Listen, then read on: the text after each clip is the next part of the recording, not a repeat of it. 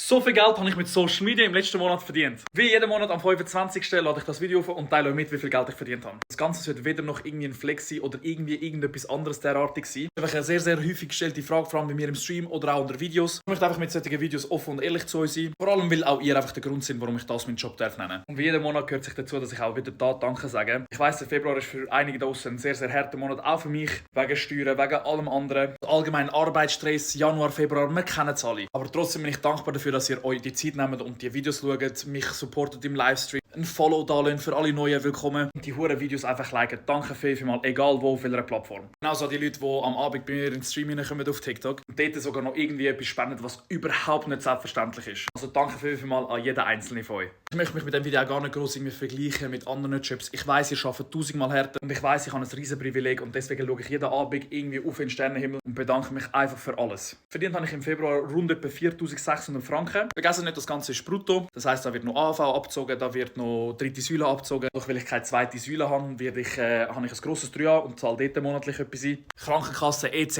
wie man es halt kennt, oder? Jetzt ist mir von jemandem gesagt worden, hey, aber Max, das ist mega wenig. Und es ist im letzten Monat viel besser gelaufen. Bin ich euch ganz ehrlich, mich stört das nicht. Ich bin einfach dankbar, dass ich das Ganze wieder einen Monat machen darf. 4'600 ist mehr als genug. Also danke vielmals an jeden Einzelnen draussen. Ihr seid und bleibt die Besten, wie jeden Monat. Mua!